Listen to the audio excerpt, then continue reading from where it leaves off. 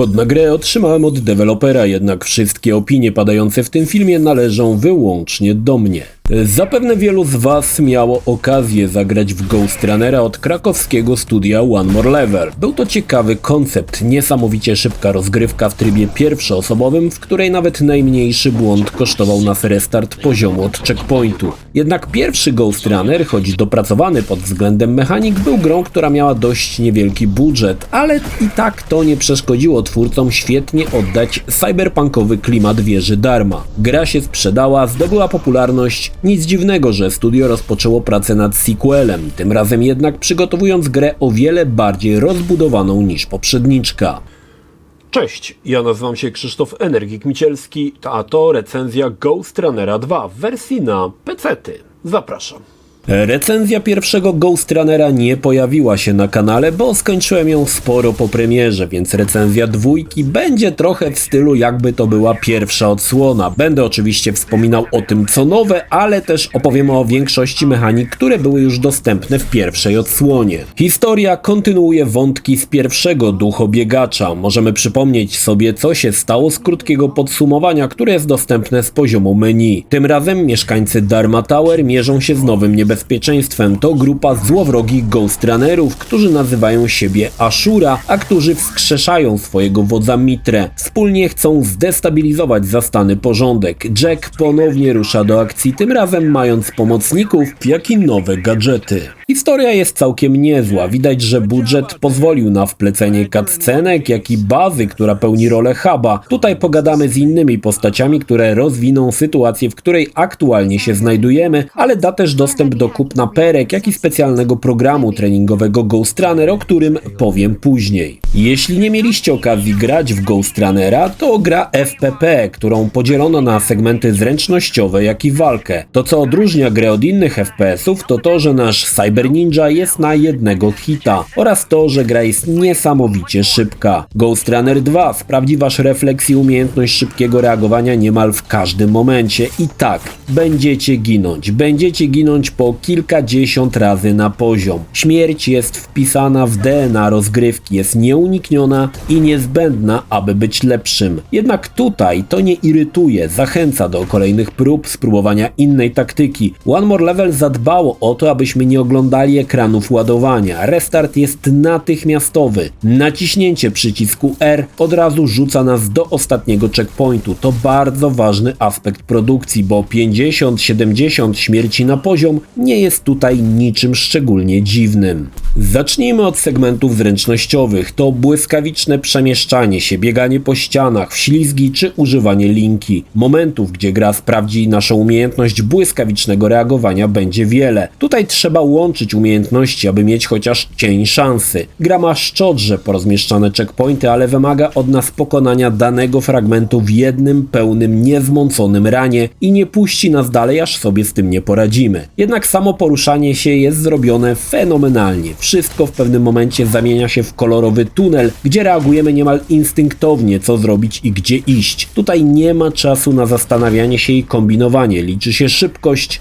i precyzja. Walka doczekała się z kolei wielu ciekawych zmian. Nadal możemy zwolnić czas na krótką chwilę i zrobić unik. Wciąż giniemy po jednym trafieniu i tutaj nie ma przebacz. Twórcy dorzucili jednak blokowanie mieczem, które pozwoli zablokować kilka strzałów pod warunkiem, że stoimy naprzeciw nieprzyjaciela. Jednak każdy blok zmniejsza nasz pasek wytrzymałości, jak zresztą wszystko. Więc blok pozwoli przetrzymać ten ułamek sekundy dłużej, aby dopaść typa i rozpołowić go kataną niczym arbuza. Ciekawym elementem jest parowanie. Idealne wykonanie zapewni nam odbicie strzału wprost w agresora. Jeśli na przeciwniku wykonamy perfekcyjne parowanie, Ghost Runner zmiecie go z planszy w efektownej animacji. Opanowanie parowania jest kluczowe w wielu momentach gry, ale wierzcie mi, że okienko na jej wykonanie jest niezwykle ciasne. Z czasem parowanie można dopakować dzięki perkom, ale wspomnę o tym później. Niemniej gra wymusza na nas ciągły ruch, skakanie, do tego dochodzi blok, ciachanie mieczem i parowanie. Do tego niektórzy przeciwnicy wymagają, aby używać wślizgu, aby uniknąć trafienia i dołem skrócić dystans. Wszystko zmienia się w morderczy taniec, który obserwatorowi z boku ciężko pojąć, co się w ogóle dzieje, ale gracz rozumie to doskonale. Każdy ruch musi być zamierzony i wyliczony, inaczej restart i od nowa. Nie ma zmiłuj, że zabił cię ostatni patafian zaraz przy wyjściu. Musisz zaczynać od checkpointu. Gra ma też konstrukcję arenową, więc nie puści nas dalej, dopóki wszyscy przeciwnicy na danej planszy nie zostaną spacyfikowani. Kolejną nowością są shurikeny. To świetne i mordercze narzędzie. Zwykłych lojtasów zabija na hita, potężniejszych oszałamiają, co pozwala na nich użyć linki, aby się do nich błyskawicznie dostać i rozpróć bebech jednym cięciem. Shurikenów mamy określoną ilość i odnawiają się po jakimś czasie, także tutaj trzeba się zastanowić, na co je zużyć. Mordercze gwiazdki również pozwolą uruchamiać mechanizmy, które doprowadzą do otworzenia np. drzwi. To jeszcze nie wszystko. Mamy na przykład jeszcze umiejętność cienia, który klonuje naszą postać i pozwala przejść niezauważenie, na przykład przez lasery. Akurat ta umiejętność jest wymagana w niewielkiej ilości lokacji, raczej z niej nie korzystałem zbyt często. Ostatnią umiejętnością jest burza, czyli specjalna fala, która pozwoli odepchnąć przeciwników, jak i niektóre obiekty, co też przyda się przy rozwiązywaniu niektórych zagadek. Są poziomy, gdzie pomiędzy umiejętnościami trzeba się będzie płynnie przełączać, co sprawi, że wasze paluchy na klawiaturze zapłaczą. Nie mam pojęcia, jakby to można było przejść na padzie konsoli, ale pewnie się da, bo pierwszego Ghost Runnera ukończyłem właśnie na konsoli i nie powiem, było ciężko, jednak to klawiatura i mysz pozwala na ultra błyskawiczne reakcje.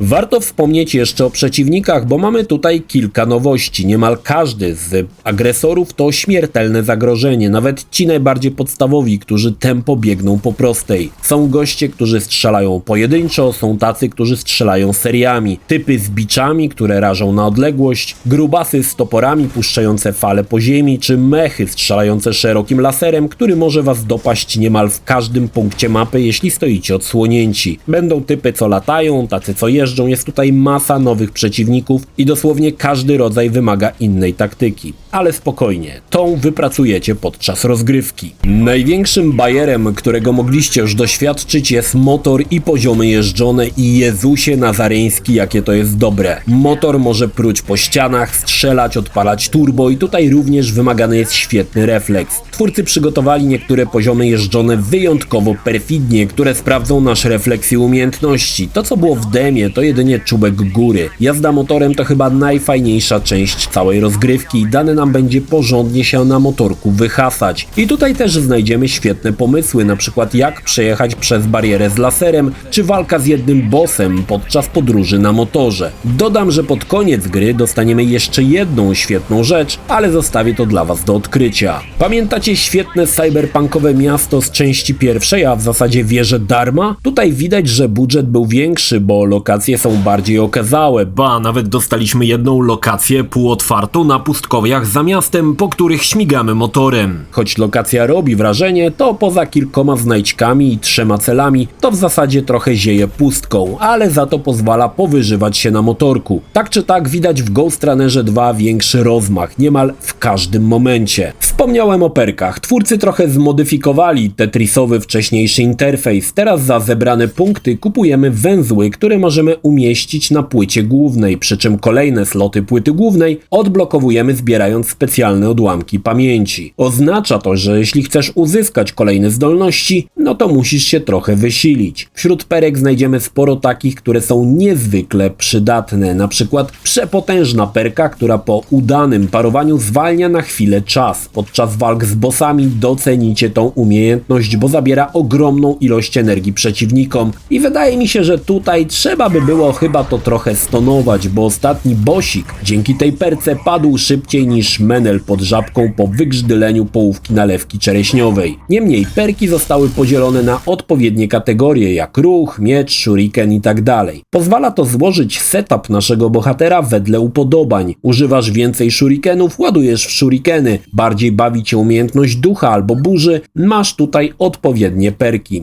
To pozwala dostosować grę do naszych potrzeb w prosty i przejrzysty sposób. Wszystkie te ulepszenia i nowości pozornie ułatwiają rozgrywkę, na przykład blok. Czy gra jest więc prostsza? Nie, w mojej opinii nie. Dodano niby ułatwienia, ale poziom trudności wzrósł. Jest więcej rodzajów przeciwników, którzy wymagają od nas innej taktyki, korzystanie z odpowiednich umiejętności w odpowiednim miejscu. Gra jest bardziej złożona w kwestii klawiszologii i opcji. Przeciwników też jest więcej na danej arenie. Niektóre z nich wymagają perfekcyjnego rozegrania scenariusza, który wymaga pokonania kilkunastu różnych agresorów w jednym płynnym ranie, gdzie nie ma miejsca na pomyłkę. Twórcy dodali też tarcze, które chronią niektórych przeciwników. Można je zniwelować, niszcząc specjalne kule umieszczone na mapie. Nie zabrakło oczywiście cyberprzestrzeni. Tutaj gra znowu potrafi zaskoczyć pomysłami, na przykład zniszczenie kul w odpowiedniej kolejności w niewielkich odstępach czasu. Widać, że twórcom pomysłów nie brakowało, a większy budżet pozwolił rozwinąć skrzydła, bo każdy element gry jest lepszy od podstawki. Dla tych, co chcą wymaksować grę, autorzy umieścili na mapach znajdźki, na przykład skórki do miecza, ale samo ukończenie fabuły nie kończy rozgrywki. Możemy odpalić tryb treningowy. To fajnie pomyślany system, gdzie pokonujemy po kolei dość krótką planszę. Może to być plansza na przykład typowo zręcznościowa lub z walką. Jeśli nam się to uda, możemy wybrać kolejny węzeł, który da nam na przykład jedną losową umiejętność lub dodatkowe życie, bo całą serię wyzwań trzeba przejść z określoną ich liczbą. Jeśli zginiemy zbyt wiele razy, trzeba zaczynać wszystkie węzły od początku. Są jeszcze wyzwania podczas rozgrywania fabuły. Tutaj znajdziemy na przykład przebieżkę przez okręgi na czas i tak dalej. W zależności od naszego wyniku dostaniemy medal złoty, srebrny lub brązowy. To fajne odskocznie, które pozwolą nam wymasterować umiejętności i je porządnie sprawdzić, bo muszę przyznać, że czasy niektórych wyzwań są kosmicznie wyśrubowane.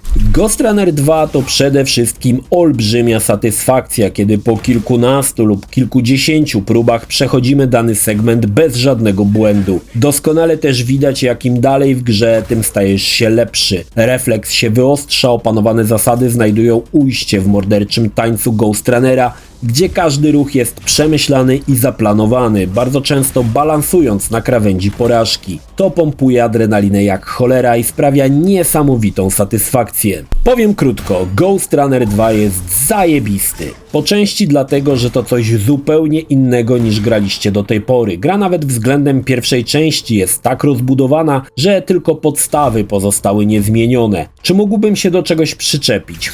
Chyba do tego, że jak dla mnie gra mogłaby być jeszcze szybsza. Tak, nie żartuję. Używałem tak często boosta, że jak Ghost Runner biegał, to mi się wydawało, że dzieje się to przeraźliwie wolno. Pomysł dla twórców dodać tryb turbo z podkręconym poruszaniem. Jeśli chodzi o oprawę, ta jest podobna do tego, co było w części pierwszej, ale trochę lokacji jest na zewnątrz i tutaj twórcy zadbali o to, aby były odpowiednie widoczki. Gra oczywiście śmiga w jakiejś absurdalnej liczbie klatek na sekundę, ale specjalnie sprawdziłem, jak się gra na sztywno na 60 FPS-ach i w sumie przeszedłem tak całą grę, bo zapomniałem to potem odblokować. Niemniej 60 FPS-ów to absolutne minimum w Ghost Runnerze 2. Mamy tutaj jeszcze co prawda śledzenie promieni, ale w wersji przedpremierowej nie było ono dostępne, więc nie miałem go jak sprawdzić. Dawno tak dobrze się nie ubawiłem jak przy Ghost Runnerze 2, gdzie kwintesencją całej rozgrywki jest refleks i szybkość. Gra oparta na dość prostych zasadach w drugiej części dość sporo zyskała dzięki umiejętnościom i możliwościom. Rozwinięto niemal każdy aspekt, sprawiając, że Duchobiegacz 2 jest bardziej przyjemny, bardziej płynny, bardziej widowiskowy i w sumie wszystko jest tutaj bardziej. Ghost Runner 2 to fantastyczna gra, która dzięki popularności części pierwszej wreszcie rozwinęła skrzydła. Ale wierzę, że pomysły One More Level na tym się nie kończą i w trzeciej części będzie jeszcze bardziej. Tego im, jak i wam życzę. Tymczasem pozostaje mi na koniec powiedzieć: polecam. Jeśli film Ci się podobał, zachęcam do subskrypcji lub wsparcia mojego kanału na portalu patronite.pl. Film o podobnej tematyce znajdziesz tutaj, natomiast z drugiej strony znajdziesz film wygenerowany przez platformę YouTube'a. Zachęcam również do odwiedzenia moich social mediów, grupy Energikowcy na Facebooku oraz serwera Discord. Linki jak zwykle w opisie.